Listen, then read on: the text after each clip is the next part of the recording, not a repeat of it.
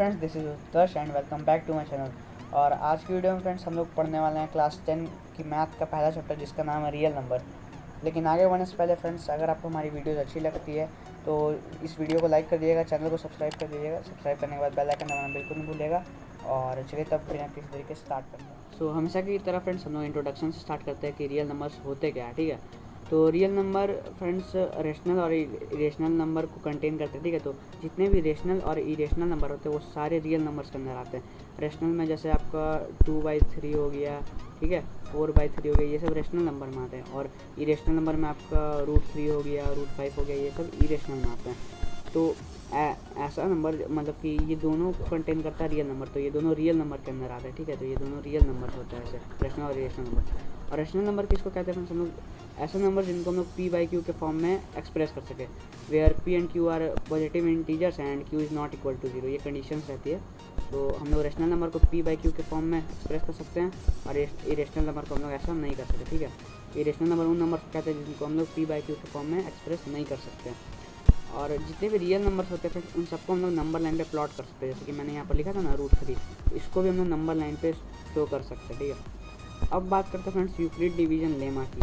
तो यहाँ पर एक नया टर्म आपको देखने को मिल रहा होगा, लेमा। तो इसका मतलब एक प्रूवन स्टेटमेंट होता है जिससे हम लोग दूसरे स्टेटमेंट्स को प्रूव करते हैं। ठीक है, इसका लेमा का मतलब यही होता है। तो यूक्लिड डिवीजन लेमा ये हम लोगों को क्या बोलता है कि जैसे कि दो इंटीजर है a एंड b, तो वहाँ पर दो और इंटीजर होते हैं q और r, और इस ये जो कंडीशन दिख रही है इसको सेटिस्फाई करते हैं। कंडीशन क्या है? a = bq + r, और वेयर जो ज़ीरो है, जो r है हमारा, वो 0 से बड़ा होगा या 0 के इक्वल होगा, और जो b है वो r से बड़ा होगा।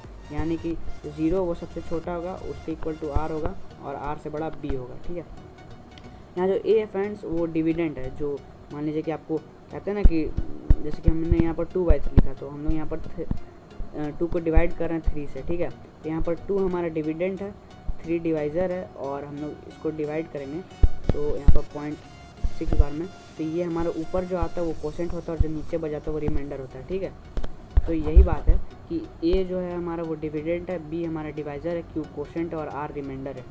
ठीक है, इन अदर वर्ड्स जो कि हमारा डिविडेंट और डिवाइज़र और कोसेंट और रिमाइंडर है वो यूनिक होने वाला है। ठीक है, हम यूक्लिड डिवीजन लेमा इसी को शो करता है, a = bq + r। तो इस ये जो इक्वेशन है आप इसको लिख लीजिए और इसकी कंडीशन भी लिख लीजिए। अब यूक्लिड डिवीज़न एल्गोरिदम क्या होता है? तो यूक्लिड डिवीज़न जो एल्गोरिदम होता है उससे हम लोग FCF फाइंड करते हैं दो नंबर्स का। ठीक है, जैसे कि a और b हम लोग दो नंबर मान लेते हैं, और यहाँ पर कंडीशन क्या है कि a जो है b से बड़ा, तो हम लोग यूक्लिड डिवीज़न एल्गोरिदम को यूज़ करते हैं। जैसे कि आपको कह सकता है कि 8 और 10 का आप FCF निकालो, तो यहाँ पर जो 10 है वो a हो जाएगा क्योंकि 10 हमारा b से बड़ा है। ठीक है, 10 8 से बड़ा, तो हमने यूक्लिड डिवीजन लेमा को यहाँ पर अप्लाई करेंगे। ठीक है, तो हमें ऐसा मिलेगा।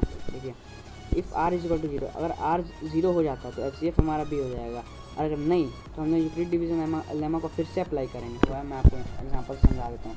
सो फ्रेंड्स, हम लोग एग्जांपल में 20 और 24 को लेते हैं। ठीक है, तो हम लोग इन दोनों नंबर्स का अभी FCF निकालने वाला है। लेकिन उससे पहले मैं अभी वापस से यूक्लिड डिवीजन लेमा की जो इक्वेशन हमें दिया गया था उसको मैं वापस से लिख देता हूँ। तो क्या दिया हुआ था कि a = bq + r। ठीक है, ये हमें दिया हुआ था।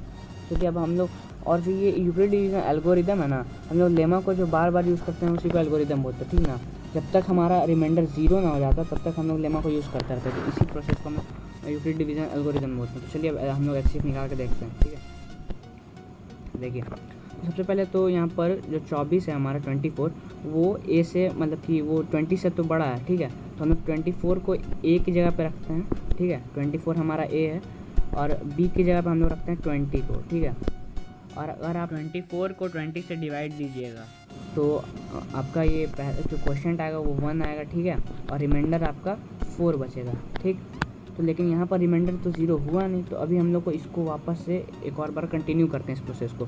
लेकिन अब ये जो हमारा b था वो अब हमारा a हो जाएगा। ठीक है, तो हम लोग 20 को a लेते हैं, उसके बाद ये जो हमारा 4 जो रिमाइंडर था उसको हम लोग b लेते हैं। ठीक है, यही प्रोसेस बार बार होते रहेगा जब तक हमारा रिमाइंडर 0 ना आ जाता। तो 4 को चलिए हम लोग b लेते हैं, तो 4। तो आपको पता है कि 4 की टेबल में 5 टाइम्स में 20 आता है। ठीक है, तो 4 × 5 = 20, तो और हमारा रिमाइंडर हो जाता है 0।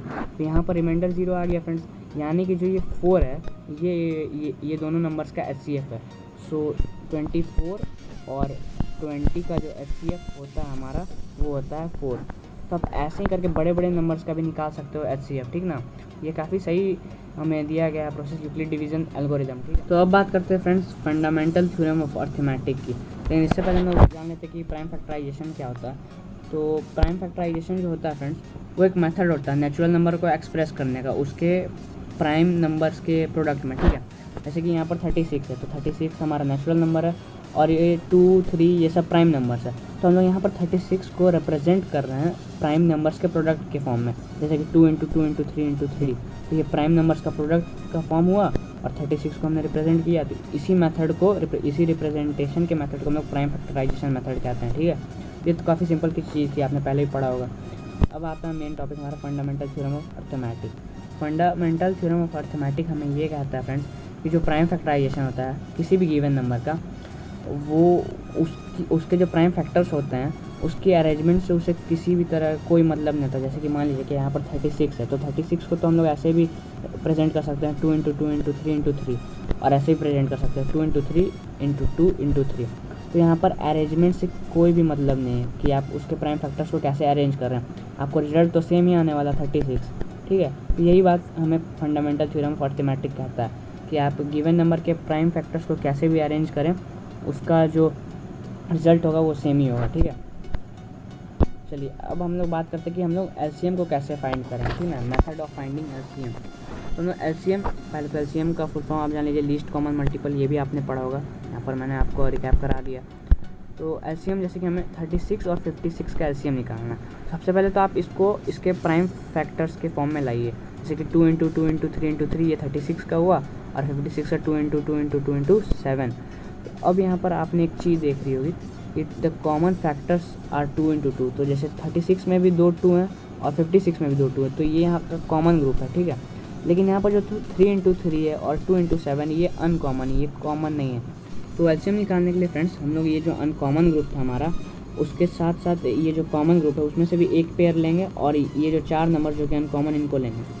सो एक पेयर जैसे कि ये 2 × 2 हमने लिया, फिर उसी से हमने 3 × 3 लिया और 2 × 7 लिया। तो इन सब को मल्टीप्लाई करोगे तो 504 आएगा, और 36 और 56 का LCM यही हो जाएगा, ठीक है। तो ऐसे हम लोग LCM निकाल सकते हैं। और जैसे कि मैं आपके सामने एक और एग्जांपल रखता हूँ जिससे आपको और इजी होगी समझने में। जैसे कि हम लोग अब 8 और 24 का LCM निकालते हैं, ठीक है। तो 8 को पहले प्राइम फैक्टर्स में आप प्राइम फैक्टर्स के फॉर्म में लाइए, तो 2 × 2 × 2 ये हो जाएगा इसका प्राइम फैक्टराइज फॉर्म। और 24 को वैसे हम लोग करते हैं, तो 24 का अगर 2 × 2 × 2 × 3, ठीक है। देखिए तो इसमें जो ये 3 ग्रुप्स हैं, ठीक है, ये कॉमन है, ठीक है। ये जो मतलब कि यहाँ ऊपर के भी 3 2 और नीचे के भी 3 2, ये जो है कॉमन, और यहाँ पर 3 अकेला पड़ा हुआ है यहाँ पर। और ये क्योंकि 8 के फैक्टराइजेशन में 3 तो है नहीं, तो इसका जो LCM आएगा फ्रेंड्स वो कुछ ऐसा आएगा। तो हम लोग जैसे कि 2 × 2 × 3 यही इसका LCM होगा, यानी कि 2 × 2 × 2 हो गया हमारा 8 और × 3 24। तो 8 और 24 का LCM आएगा हमारा 24, ठीक है। तो आप ऐसे करके LCM निकाल सकते हो। और अब हम HCF की बात कर सकते हो। तो अभी तो मैंने आपको बताया था कि यूक्लिड डिवीजन एल्गोरिदम से हम लोग HCF ऐसे निकालते हैं। यहाँ पर प्राइम फैक्टराइजेशन का मेथड जो कि आपने पहले पढ़ा होगा, लेकिन यहाँ पर वही एग्जांपल 20 और 24 का। तो इसमें सबसे पहले इन्होंने 20 को उसके प्राइम फैक्टर्स के फॉर्म में लाया, यानी कि 2 × 2 × 5, और 24 का भी 2 × 2 × 2 × 3, ठीक है। और उसके बाद जो यहाँ पर ये वाला ग्रुप जो कॉमन है हमारा, ये तो कॉमन है, ठीक है।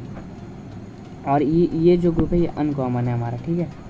तो जो यहाँ पर कॉमन आता है वही हमारा HCF हो जाता है। जैसे 2 × 2 दोनों में कॉमन है ना, तो उसमें से हम लोग एक पेयर लेंगे 2 × 2 का, और इसका जो रिजल्ट आएगा वो होगा 4, और यही हमारा HCF हो जाता है, ठीक है। आपने समझ ही गए होंगे कि HCF और LCM में क्या डिफरेंस होता है अभी। और यहाँ पर यूक्लिड डिवीजन एल्गोरिथम से तो मैंने आपको समझा दिया था, तो उसके बारे में ज़्यादा बात करने की जरूरत नहीं है। और एक और चीज़ होती है फ्रेंड्स, तो प्रोडक्ट ऑफ 2 नंबर्स होता है वो HCF × LCM of the 2 numbers होता है, ठीक है। जैसे कि अब देखिए, जैसे कि मैंने आपको बताया था कि 8 और 24 का हमें LCM निकालना था, ठीक है। तो इन दोनों का जो प्रोडक्ट होगा वो इसके HCF और LCM के बराबर ही होगा, ठीक है। और जैसे यहाँ देखिए 36 × 56, हमने ऊपर 36 और 56 का भी LCM निकाला था, तो 36 एंड 56 का HCF जो होता है वो होता है 4 और LCM होता है 504। तो ये जो हमें ऊपर ये बात जो कही गई है इसका मतलब ये है कि अगर हम लोग 36 और 56 को मल्टीप्लाई करेंगे तो उसका रिजल्ट भी सेम होगा जो हम लोग 4 और 504 को मल्टीप्लाई करेंगे तो आएगा। जैसे देखिए 36 इंटू 54 हो गया हमारा 2016 और 4 इंटू 504 भी हो गया 2016। तो ये वाली जो चीज़ है फ्रेंड्स वो आपको कैसे हेल्प करती है। मान लीजिए कि अगर आपको दो नंबर में से सिर्फ एक ही नंबर दिया हुआ हो और LCF और LCM आपको दिया हुआ हो तो आप उससे दूसरा नंबर फाइंड कर सकते हैं, या फिर आप इससे इजीएस्ट वे में अगर आपको दोनों नंबर दिए गए हो अगर उसका HCF दिया गया हो तो आप उससे LCM निकाल सकते हैं। बहुत सारी चीज़ें, तो ये काफ़ी सही चीज़ है, तो आप इसको नोट कर लीजिए।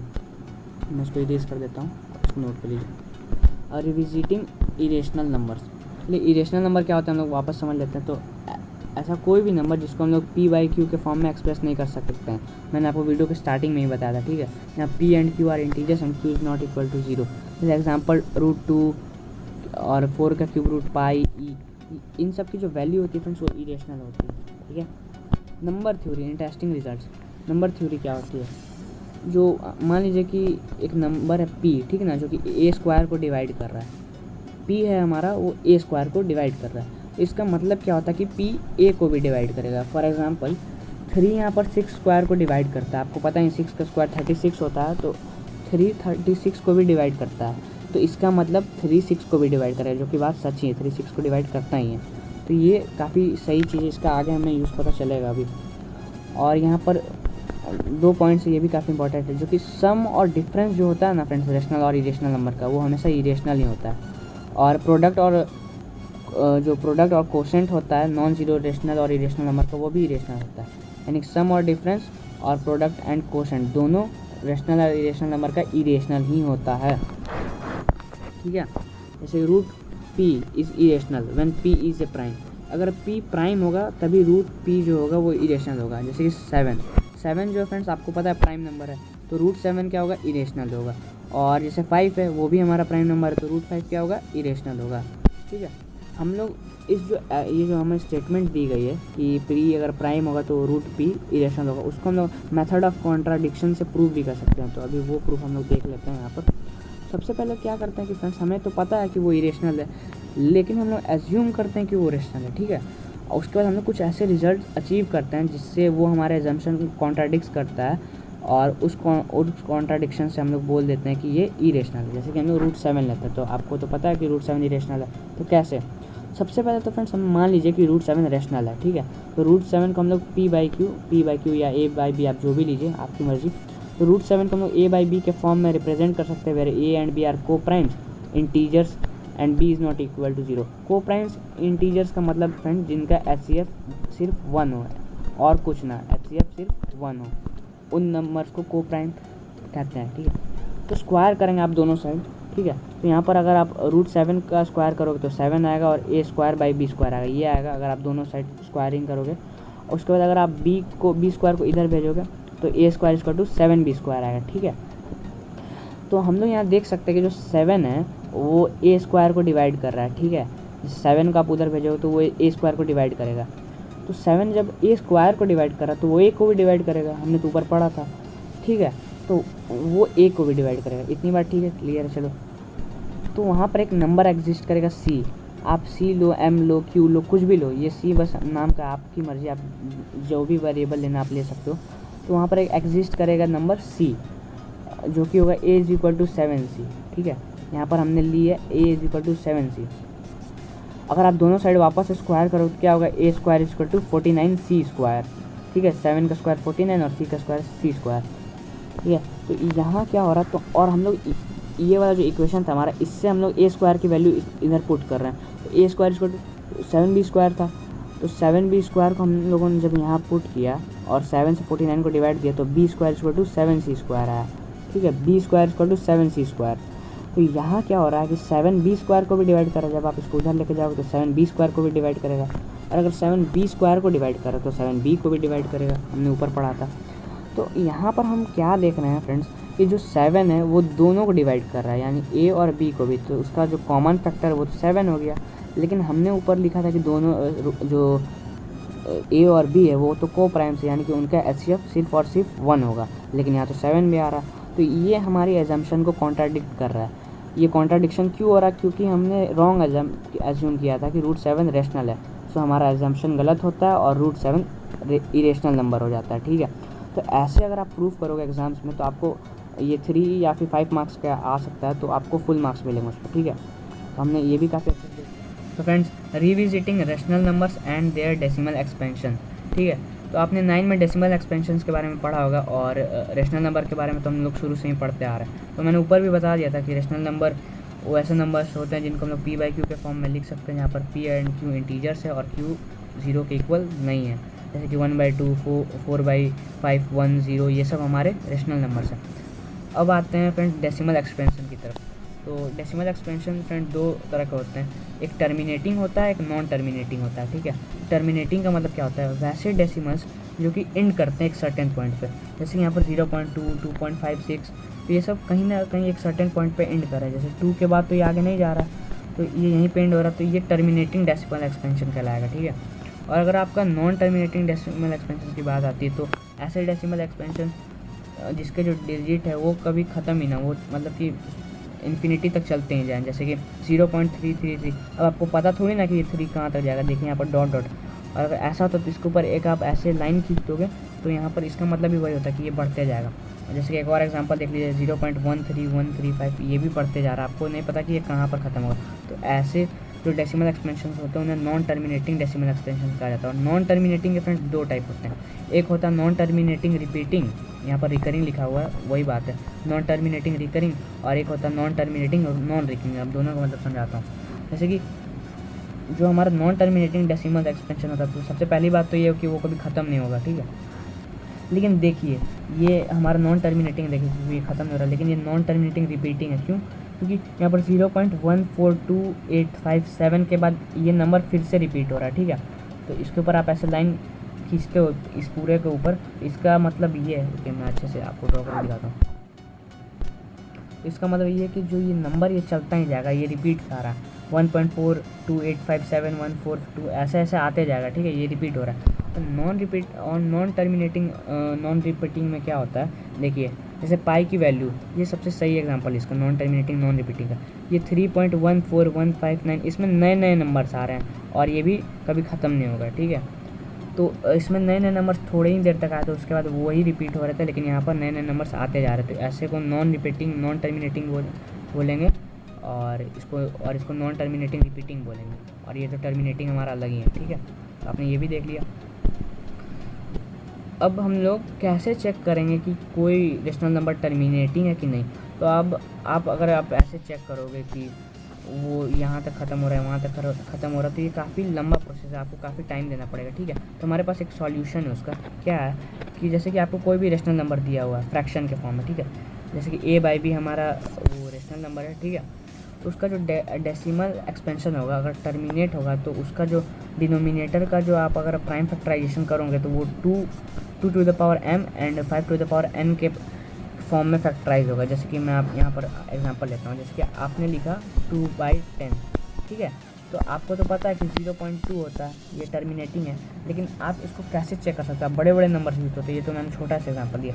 तो 10 को अगर आप फैक्टराइज करोगे तो 2 × 5 इसके फैक्टराइजेशन में आता है, तो 2 और 5 आया तो इसका मतलब ये टर्मिनेट होगा। अगर 2 और 5 नहीं आ रहा तो ये नॉन टर्मिनेटिंग है। ठीक है, यहाँ पर पूरे में यही बात आपको बताई गई है कि कैसे कैसे होता है। जैसे 1/40, तो यहाँ पर भी 1/40 की वैल्यू दी गई है 0.025। ठीक है, आपको चेक करना तो कैसे 40 का प्राइम फैक्टराइजेशन आप करो, क्या होगा 2 × 2 × 5 × 2, ये होता है हमारा 40 का प्राइम फैक्टराइजेशन। ठीक है, 2 × 2 4, 4 × 5 20 और 20 × 2 40। तो यहाँ पर देखिए 2 और 5 आ रहे हैं तो ये भी टर्मिनेट हो रहा है। ठीक है, और ऐसे अगर नहीं आया तो आपका टर्मिनेट नहीं होगा। जैसे कि 3/7, तो अब 7 तो प्राइम नंबर है तो उसका कुछ प्राइम फैक्टराइजेशन होगा नहीं, प्राइम फैक्टराइजेशन उसका 1 और 7 ही होगा। तो इसमें तो 2 और 5 नहीं आ रहे तो सीधी सी बात है कि ये नॉन टर्मिनेटिंग होगा।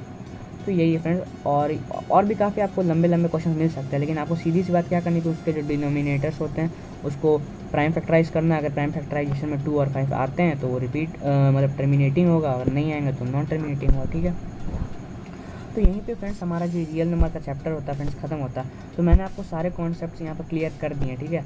और बस आप क्या करना है कि जहाँ आपको अब प्रैक्टिस ज़्यादा करनी है, ठीक है। अपनी टेक्स्ट बुक लेना है और ज़्यादा प्रैक्टिस करनी है। और कहीं भी फ्रेंड्स डाउट आती है आपको तो मुझे कमेंट सेक्शन में अपने डाउट लिख के भेजिए, मैं उसको जल्दी से जल्दी सॉल्व करने की कोशिश करूँगा और आपके लिए सॉल्यूशन भी लाऊँगा, ठीक है। तो आज के लिए फ्रेंड्स इतना ही, मिलता है आपसे किसी नेक्स्ट वीडियो में, तब तक के लिए बाय बाय।